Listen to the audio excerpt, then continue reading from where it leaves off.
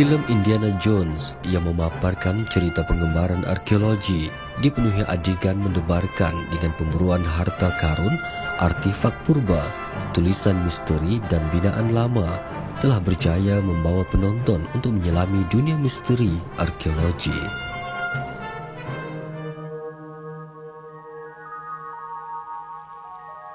Hakikatnya arkeologi yang bermaksud kajian bahan purba merupakan aktiviti penyelidikan bertujuan mengungkap tingkah laku dan budaya manusia zaman prasejarah yang berusia berjuta tahun sebelum terdapatnya rekod penulisan. Bukti prasejarah terawal Malaysia ialah zaman batu iaitu Paleolitik, diikuti zaman tembikar iaitu Neolitik kira-kira 8,000 tahun lampau, hinggalah muncul zaman logam 4,000 tahun kemudiannya.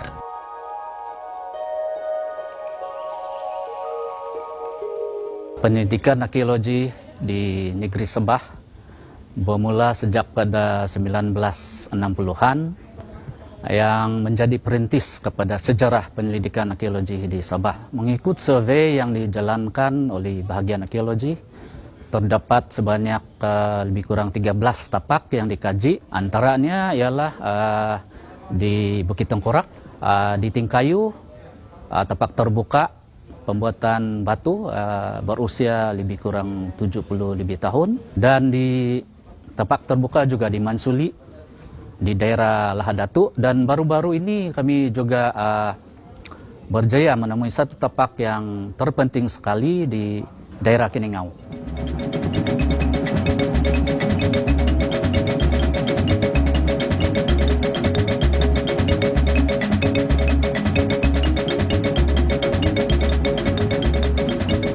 Daerah Semporna terletak di pantai timur Sabah, merupakan antara daerah yang pesat membangun. Dari aspek geografi, daerah Semporna terletak di lokasi yang strategik kerana kedudukannya disempedani oleh dua perairan antarabangsa, iaitu Filipina dan Indonesia. Tidak hairanlah kajian arkeologi telah menemui bukti perdagangan laut prasejarah di daerah ini telah bermula sejak 3,000 tahun lalu. Mengikut kajian yang dijalankan oleh pakar daripada Pusat Pendidikan Arkeologi Global USM Penang yang diketuai oleh Dr. Steven Chia, pada masa 3,000 tahun dahulu itu manusia sudah membuat perjalanan melalui laut yang terpanjang di dunia. Dia ini macam perdagangan dari New Britain ke daerah Semporna, panjang 3,000 km daripada puncak Bukit Tengkorak itu. Persoalannya, apakah bukti perdagangan ini dan apakah yang diperdagangkan?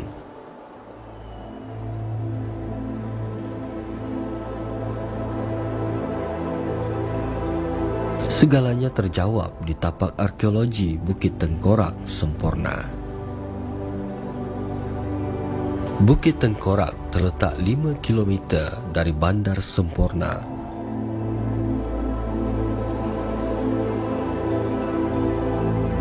Kajian arkeologi yang sistematik dan saintifik telah dijalankan di sini oleh sekumpulan penyelidik dari Universiti Sains Malaysia dengan kerjasama Jabatan Muzium Sabah pada tahun 1994 telah menemui jawapannya.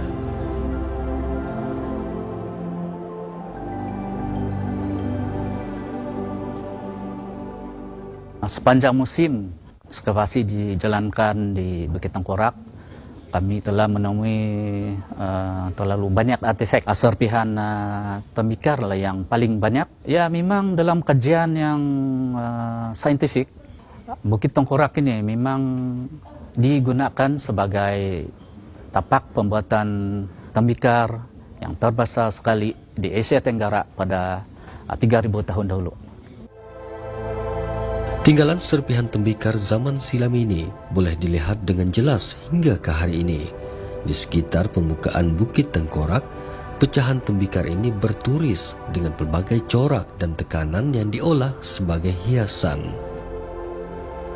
Persoalannya, Apakah bukti yang menjadi asas permulaan perniagaan di zaman silam ini? Dan apakah bentuk pertukaran barang yang berlaku? Dalam ekskavasi yang dijalankan, kami telah menemui satu jenis batu, volkanik punya batu. Setelah kami survei di kawasan Simpurna, kami tidak mendapati bahan asas mengenai dengan batu obsidian ini. Jadi setelah kami survei di sekitar, barulah kami nampak yang hanya di New Britain batu obsidian ini didapati. Batu ini untuk berdagang, batu trade di Simpurna, dia gunakan tembikar untuk didagangkan kepada kepulauan Polinesia nih. Pertemuan antara Asri Omar, seorang pegawai kaji bumi, dan Ma'ruf Raisin, penyelaras tapak arkeologi Bukit Tengkorak, membongkar kandungan khazanah di sekitar Bukit Tengkorak, termasuk penemuan batu obsidian.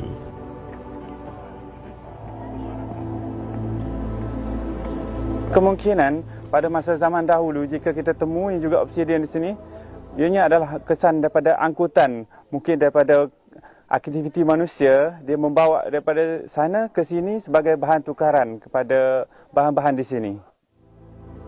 Kenyataan ini membuktikan asas permulaan perniagaan di sini telah berlaku begitu lama dan secara tidak langsung memberi petunjuk teknologi pelayaran sudah wujud di zaman itu.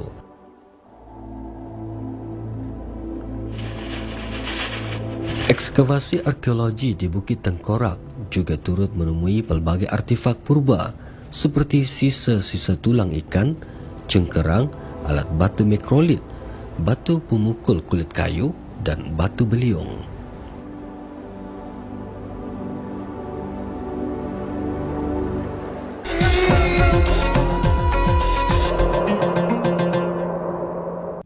Sesiapa sahaja boleh dijangkiti virus HIV, terutamanya mereka yang mengamalkan cara hidup berisiko. Namun, ini bukanlah berakhirnya satu kehidupan. Rawatan awal mampu memberikan kehidupan yang bermakna. Ingat, HIV boleh dicegah. Pernahkah anda atau pasangan anda terlibat dengan tingkah laku berisiko? Mungkinkah anda atau pasangan anda dijangkiti HIV tanpa disedari? Bertindaklah sekarang. Jalani ujian HIV percuma di semua klinik kerajaan. Kata ayah, masa dilahirkan, saya sangat comel. Tapi semasa umur 3 bulan, saya disahkan mengidap thalassemia kerana ibu dan ayah adalah pembawa thalassemia. Saya kena tambah darah setiap bulan seumur hidup dan menyuntik ubat selama 8 jam, 5 kali seminggu. Beginilah pesakit thalassemia menjalani kehidupan harian sepanjang hayat.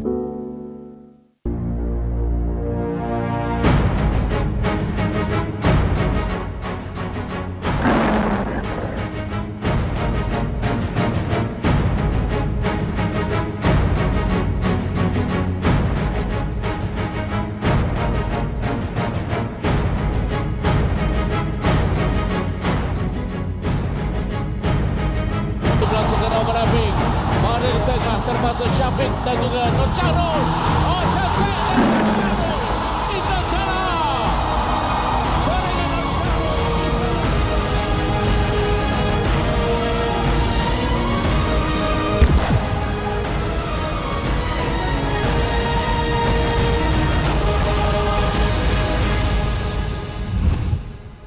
Penemuan batu beliung ini tidaklah seberapa banyak. Namun kami mendapati bahawa kegunaan beliung ini ialah untuk besar kemungkinan untuk digunakan untuk menggali tanah, untuk mendapatkan tanah liat dan sebagai membuat corak juga kepada tembikar-tembikar yang mereka buat ini. Batu merupakan alat pelbagai guna yang sangat penting di zaman Neolitik. Antaranya, batu digunakan menumbuk tanah liat sebelum diolah menjadi bekas tembikar. Batu juga turut digunakan untuk mencorak tembikar tanah.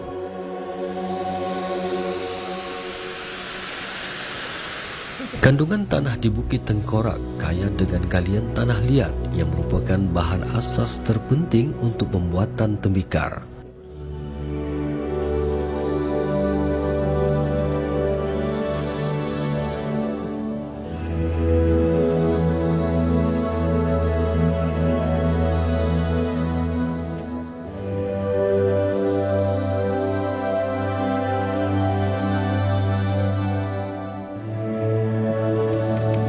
Di sini merupakan suatu hasil daripada perluluhawaan batuan volkanik yang didapati di Bukit Tengkorak ini. Ianya merupakan mineral tanah liat, kemungkinan ialah kaolinite. Dan ianya mudah dibentuk seperti mana saya picit-picit seperti ini.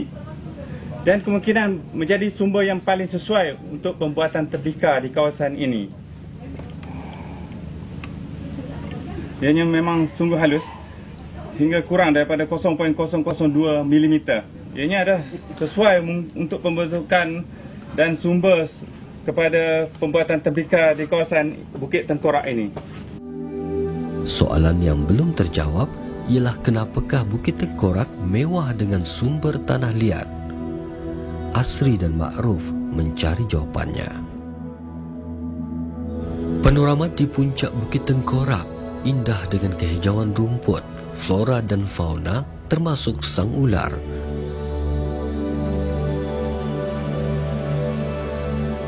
Dari puncak kelihatan hamparan lautan biru dan beberapa buah pulau. Ya. Jadi mengikut GPS ni kita ada berada di kedudukan puncak sini. Puncak sini, di sini ada ketinggian dia 102 meter daripada aras laut. Daripada aras laut lah. 102 meter. 102 meter. Bongkah-bongkah batu besar dan kecil yang aneh berwarna hitam terdampar di serata muka bumi Tengkorak. Lebih menjadi tanda tanya lokasi berbentuk kawah.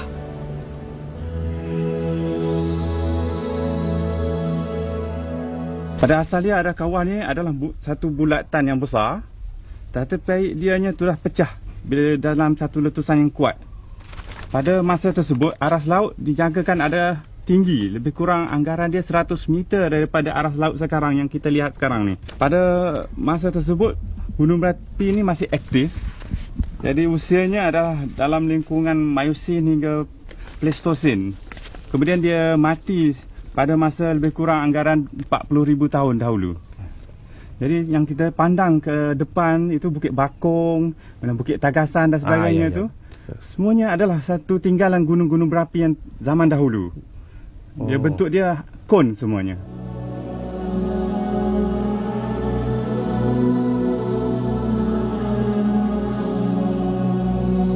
Pengalaman Asri Omar, seorang pegawai kaji bumi, jelas membuktikan Bukit Tengkorak menyimpan rahsia batuan vulkanik.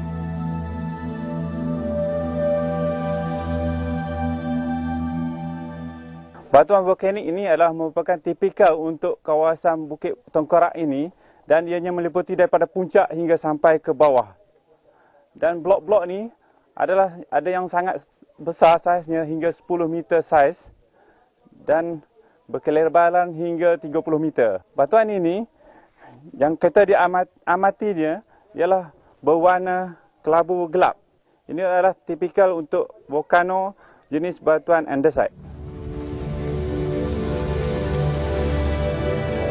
Bukit Tengkorak dan kawasan sekitarnya termasuk pulau-pulau adalah tinggalan letusan gunung berapi yang aktif suatu ketika dahulu. Apakah kesan vulkanik ini juga yang menyumbang kepada kewujudan tanah liat di sini?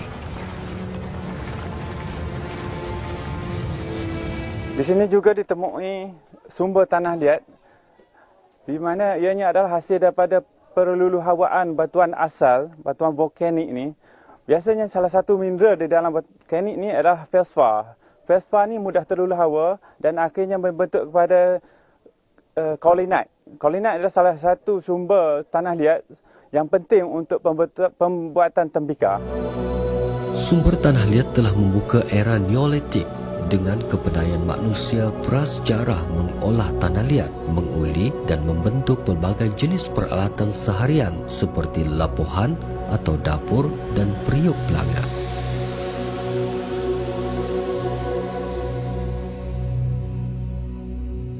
Beberapa musim yang kami buat ekskavasi di Bukit Tengkorak ini, kami mendapati lebih kurang 20.000 serpihan tembikar yang digali dan untuk dikaji seterusnya di Bukit Tengkorak. Menerusi buku ahli arkeologi Dr. Steven Chia dari University Science Malaysia telah melakarkan pelbagai bentuk tembikar tanah berusia 3.000 tahun lampau di Bukit Tengkorak. Terowong ini adalah berbentuk terowong yang laluan angin, dan inilah juga merupakan kawasan yang sesuai untuk pembakaran tembikar. Dan terbukti juga kesan-kesan pembakaran ada terdapat di terowong ini. Mengagumkan, Vongka vulkanik turut berfungsi sebagai terowong angin semula jadi untuk membolehkan pembakaran tembikar dibuat.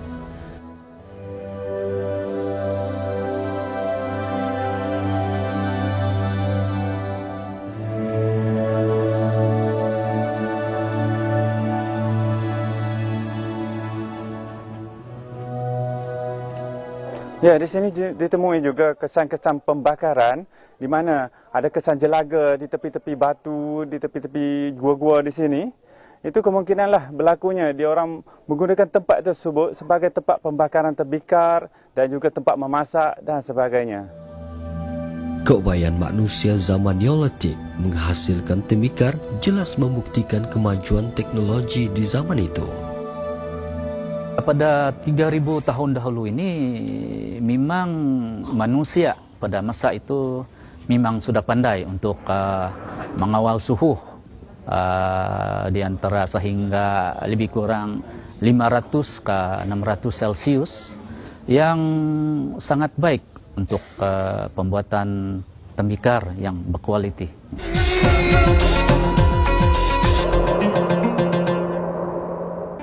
Ayah, masa dilahirkan, saya sangat comel. Tapi semasa umur 3 bulan, saya disahkan mengidap thalassemia kerana ibu dan ayah adalah pembawa thalassemia. Saya kena tambah darah setiap bulan seumur hidup dan menyuntik ubat selama 8 jam, 5 kali seminggu. Beginilah pesakit thalassemia menjalani kehidupan harian sepanjang hayat. Berita Nasional 8 malam yang akan kami bawakan perubahan waktu khas untuk anda. Lebih 4 juta penonton dianggarkan akan berada di depan kaca TV untuk memburu takhta kemegahan bola sepak di Asia Tenggara.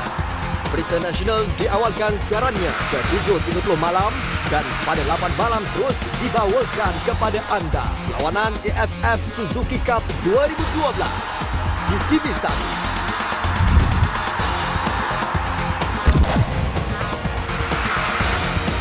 Yang terbaik hanya di RTM. Tembikar yang dihasilkan juga didapati telah dicorakkan dengan pelbagai bentuk ragam hias. Ada beberapa jenis corak yang kami dapati dalam pembuatan tembikar ini.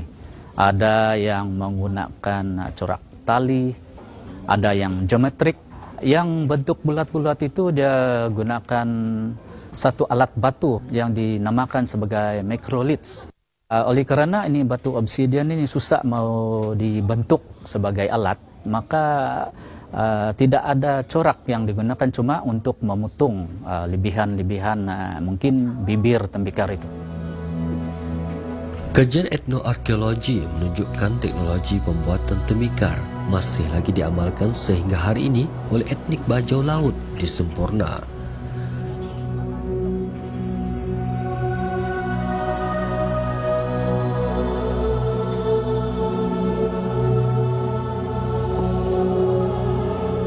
Asri dan Ma'ruf mencari bukti warisan kemahiran pembuatan tembikar zaman Neolitik yang masih kekal sebagai identiti bangsa masa kini.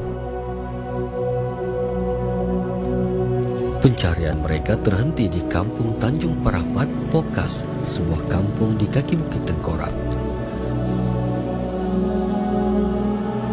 Muhammad Saipa, Ketua Kampung Parapat dan beberapa orang penduduk kampung membawa Asri dan Ma'ruf ke lokasi pengambilan tanah liat.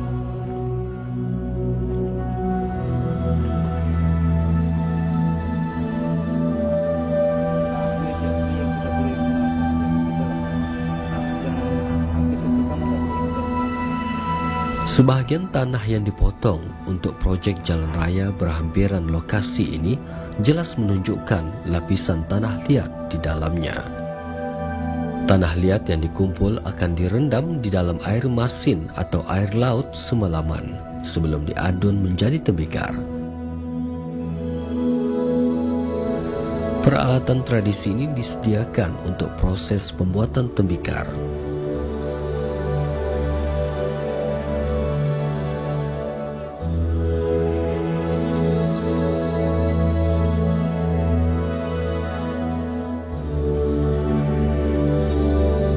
Saya membuat lepuhan mengikut dari keturunan dari nenek moyang saya dan juga saya arwah mama saya. Lepuhan tidak boleh kami macam pupuskan lah. Lapuhan merupakan salah satu peralatan penting yang dibuat menggunakan tanah liat. Lapuhan merupakan dapur tradisi dan masih kekal digunakan sehingga ke hari ini oleh masyarakat Bajau Laut di Semporna untuk memasak.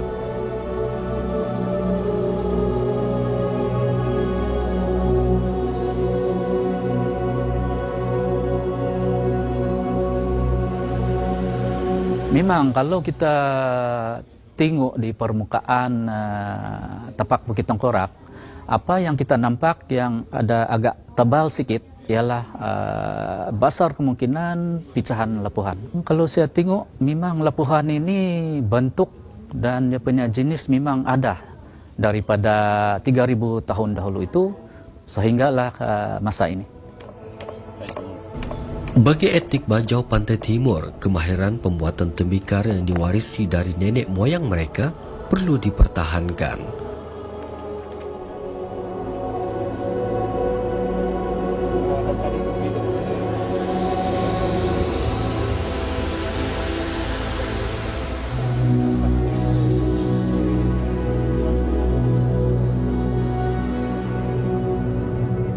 Menurut penduduk sekitar, Bukit Tengkorak mendapat nama apabila penduduk kampung menemui beberapa tengkorak manusia.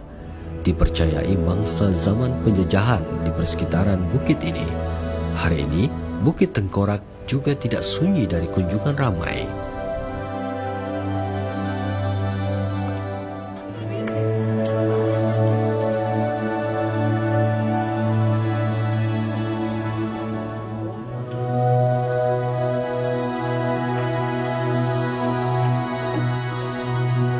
Ironinya, warisan Bukit Tengkorak yang menjadi kebanggaan ini turut menghadapi konflik tangan-tangan yang tidak bertanggung jawab.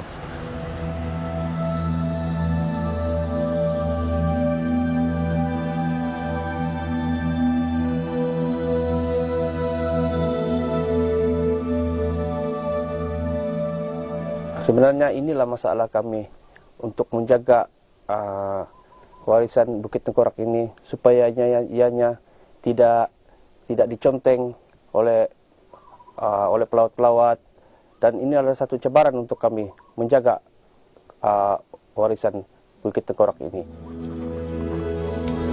Artifak yang terdapat di tapak arkeologi Bukit Tengkorak menjadi bukti mengenai asal-usul budaya dan aktiviti yang dilakukan oleh masyarakat sekarang. Kesadaran komuniti agar lebih menghargainya sangat penting demi memelihara tinggalan yang sangat unik ini. Saat ini memang ada tanda-tanda yang pembuatan tembikar ini semakin pupus. Mungkin oleh kerana tidak lagi seberapa digunakan pada masa ini.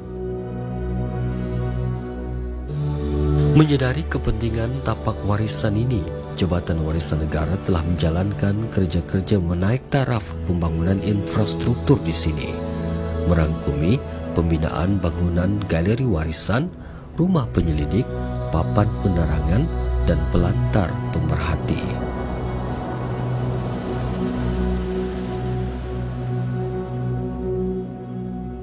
Jabatan Museum sedang membuat persediaan untuk pembukaan pada tahun hadapan. Kita akan mempamerkan apa yang telah ditemui di sekeliling Bukit Tengkorak, dan mungkin kita akan ada demonstrasi untuk membuat pottery ini.